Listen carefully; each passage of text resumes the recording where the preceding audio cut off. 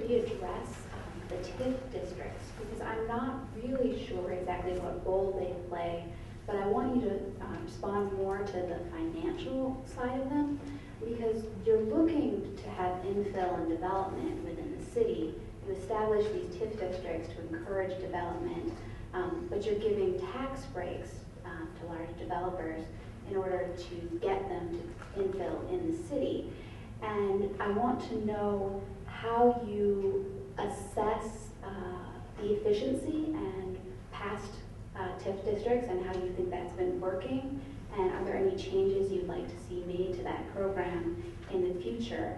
It has been, you were looking to extend it over to the Edgewater, and in the debate it seemed to say, oh, well, you're providing a huge tax break when the city needs money to jobs that are temporary, seasonal work for hotel people, temporary construction jobs. And is that really the role of the TIF districts? Sure. Well, tax incremental financing is not a tax break.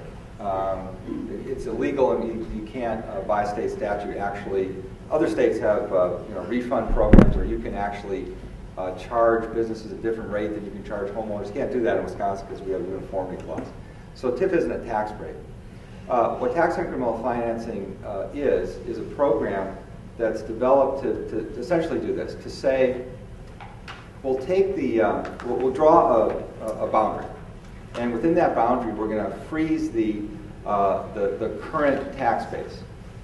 And then we'll make investments that will spur development within that district, and then the increased value, the increment, will go to pay back whatever those investments are. So in a traditional TIF district, it's usually investments in infrastructure like streets and lighting and sidewalks and that kind of stuff.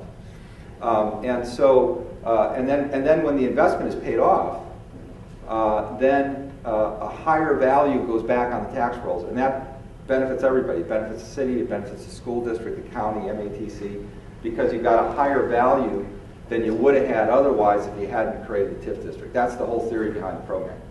Now, a good question you would ask is, but if that development was going to happen anyway, then why have the TIF district? Because then you're artificially holding down the benefits of that new value to all the taxing jurisdictions. And so there's a provision in the state law that requires a but-for test. In other words, but for the TIF investment, that development wouldn't have taken place. And the city of Madison, I'm proud to say, takes that but-for test more seriously than any other community in the state. A lot of communities kind of say, yeah, we're going to do it anyway. We have a very rigorous but-for test. And so in every case, when there's a proposal to make a TIF investment, we ask very, very hard questions of the developer whether or not they would have made that investment but for the TIF investment. And so in the case of the Edgewater, the TIF is, not only does it pass the but-for test, but the TIF money is going to the public space, the new public space going out towards the lake. It's about a $35 million investment, and actually less than half of it is coming from tax incremental financing. Overall, I support the program. It's one of the few economic development tools we've got.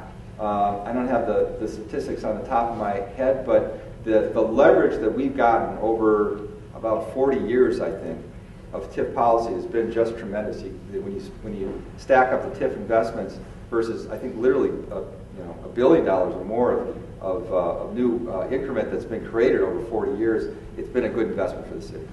The but-for test is critical because the logic is, but for the TIF, this would not happen.